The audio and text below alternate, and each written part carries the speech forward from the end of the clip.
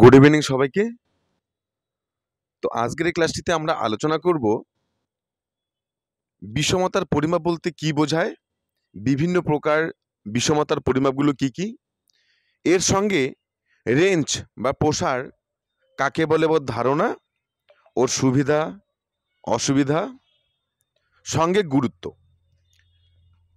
তো এখানে যেহেতু আমার গুরুত্বর পয়েন্ট আমি করতে ভুলে গেছি, তো আমি এই যখন তোমাদের বোঝাবো আমি এখানেই বলে দেবো যে কীভাবে গুরুত্বটা তোমরা লিখবে।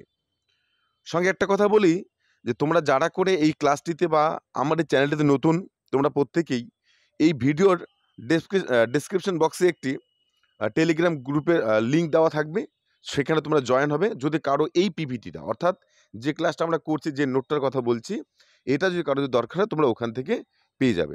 সঙ্গে এটুকু বলবো যে আগামী 2-3-4 দিনের মধ্যে রিসার্চ মেথোডোলজি থেকে আমি এখানে 2-3টা প্রশ্নের উত্তর করাবো, এবং রাশিবিজ্ঞান থেকেও 2-3টা এরকম থিওরিটিক্যাল আমি প্রশ্নের উত্তর করাবো, যেগুলো থেকে আমি বলবো যে তোমার পরীক্ষার সময় কম বেশি তোমরা উত্তর পাবেই বা প্রশ্ন আসবেই তোমাদের এখান থেকে পরীক্ষায়। ঠিক আছে, তাহলে আমরা শুরু করি।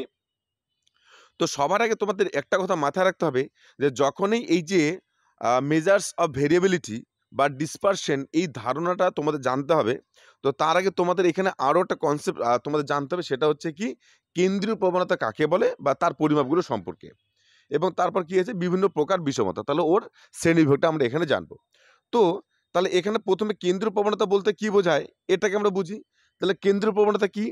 কেন্দ্রীয় প্রবণতা বা সেন্ট্রাল টেন্ডেন্সি হচ্ছে এমন একটি পরিমাপ কৌশল বা পদ্ধতি যার মাধ্যমে আমরা একাধিক তথ্য, অর্থাৎ একসঙ্গে ধরুন 20টা স্কোর আছে, তো এই স্কোরগুলোর মধ্যে থেকে যখন আমরা সেখান থেকে গড় বের করছি বা মধ্যমান বের করছি বা ভূমিষ্ঠক ভূমিষ্ঠক ভূশিষ্ঠক বা মোট বের করছি, তো বের করলে কোনো না কোনো একটা মান পাবো।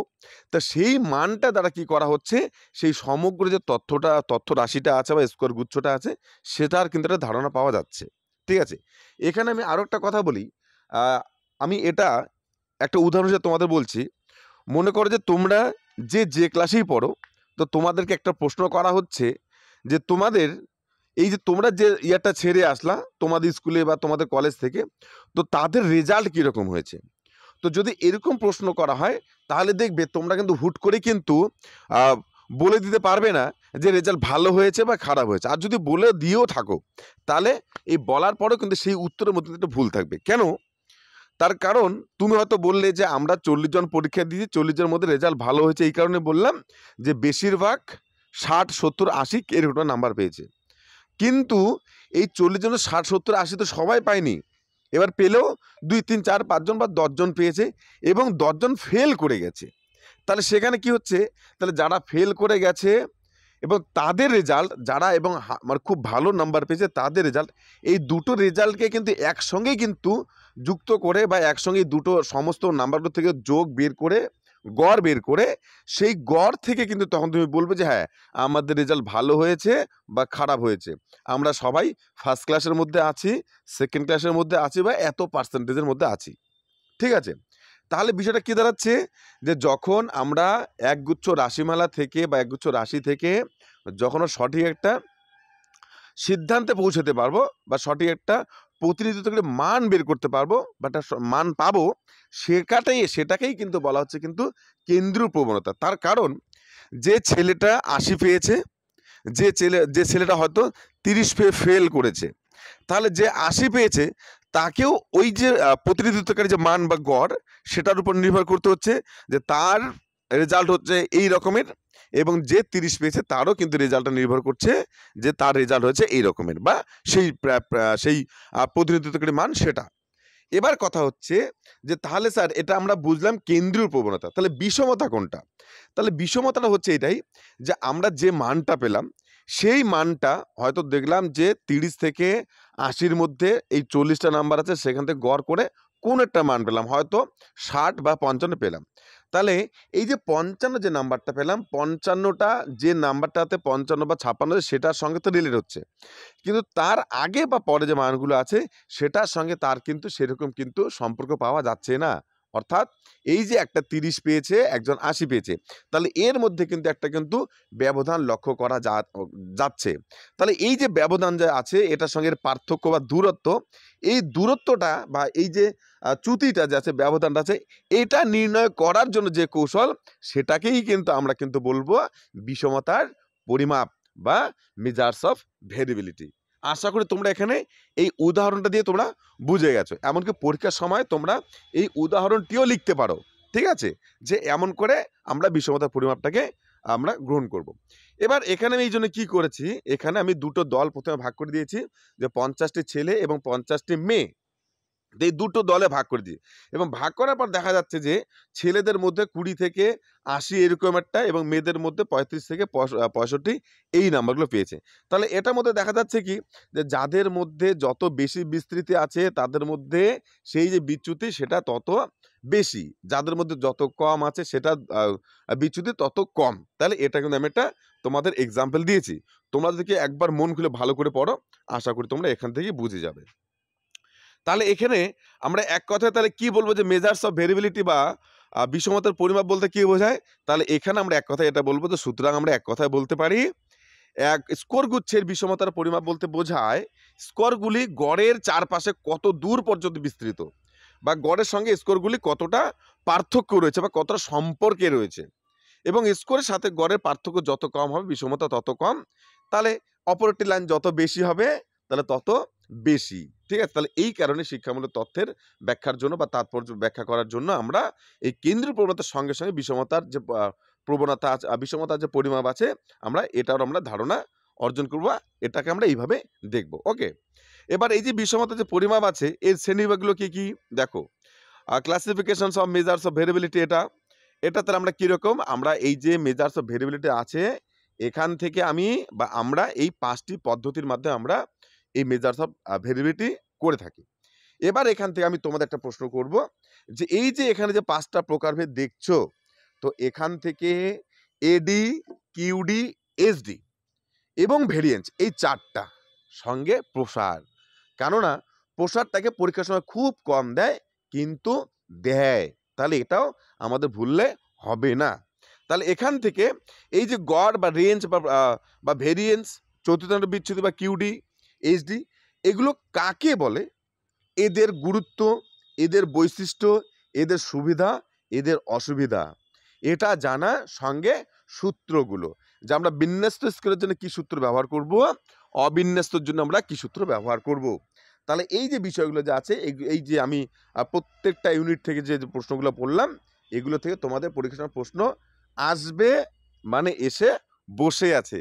সে তোমরা অনার্সে পড়ো, এমএ পড়ো, বিএড করো, ডিএড করো, যে যেটাই করো, ঠিক আছে, যাদের এই চ্যাপ্টার থাকবে তোমাদের এই প্রশ্নগুলো এসে বসে আছে। তো এখান থেকে আমি এই ক্লাসটিতে মূলত রেঞ্জ বা প্রসার, আমি এটা সম্পর্কে তোমাদের ধারণা দেওয়ার চেষ্টা করেছি। তো এখানে প্রথমত রেঞ্জ বলতে কি বোঝায়, এখানে এতটুকু মাথায় রাখবে, এই যে আমি যে এর একটা স্কোর গুচ্ছের কথা বললাম বা রাশি তথ্যমালার কথা বললাম, তো এখানে এই যে স্কোর গুচ্ছ যে আছে, স্কোর গুচ্ছটার সব থেকে যেটা হচ্ছে বৃহত্তম স্কোর বা বড় স্কোর, এবং সব থেকে যেটা ছোট স্কোর, এই যে বড় এবং ছোট স্কোরটিকে আমরা ভাগ করে দিলে যে মানটা পাবো তাকেই তাহলে বলা হচ্ছে কি, রেঞ্জ বা প্রসার। আর এই যে রেঞ্জ বা প্রসার যে আছে, এটা হচ্ছে বিষমতার যে পদ্ধতিগুলো আছে সেগুলোর মধ্যে সব থেকে সহজ এবং সরল একটা পদ্ধতি। আর এই রেঞ্জ যা আছে, এই রেঞ্জটাকে আমরা কি দিয়ে চিহ্নিত করব, আর চিহ্ন দিয়ে আমরা চিহ্নিত করে থাকি। এর বৈশিষ্ট্য কি কি, রেঞ্জের বৈশিষ্ট্য, তাহলে রেঞ্জের বৈশিষ্ট্য হচ্ছে এরকম, যে দুটি বন্টন এর রেঞ্জের মধ্যে তুলনা করে আমরা বন্টন দুটির বিষমতার একটি ধারণা পেতে পারি। এবার রেঞ্জের সাহায্যে মধ্যবর্তী স্কোরগুলো যে আছে, আমরা কিন্তু এটা সম্পর্কে ধারণা অর্জন করতে পারি না। যেমন আমি কি বললাম, যে কোনো একটা আমি যদি রাশি তথ্যের কথা বলি, যে 20 বা 30 সব থেকে নিচু, সব থেকে উঁচু হচ্ছে 80, তাহলে এই যে সর্বোচ্চ হচ্ছে 80 এবং সর্বনিম্ন হচ্ছে 20, তাহলে 80 থেকে 20 বিয়োগ করে দিলে যেটা পাবো সেটা হচ্ছে রেঞ্জ। তাহলে কথা হচ্ছে যে এই যে 20 বা 30 সবার নিচে, তার মাঝখানে যে স্কোরগুলো আছে, এগুলো কিন্তু এখানে কিন্তু প্রভাব বিস্তার করে না। তাই এটা একমাত্র একটি রাশি স্কোর গুচ্ছের বা একটি স্কোর গুচ্ছের উঁচু এবং সর্বনিম্ন যে আছে মান, এই দুটোরে ধারণা দিতে পারে, তাহলে মধ্যবর্তীগুলো তারা এটা নির্ভরশীল নয় বা এটা কোনো রকম প্রভাব বিস্তার করে না। এটাকে আমরা কি দিয়ে এন দ্বারা চিহ্নিত করতে পারি। তারপরে স্কোরগুলো উচ্চ সীমা নর্ম সীমা এর মধ্যে পার্থক্য জানা যায় এরকম। এবং তাহলে উচ্চ সীমা এবং নিম্ন সীমা এটাও কিন্তু আমরা ধারণা পেতে পারি একটা স্কোরের, ঠিক আছে।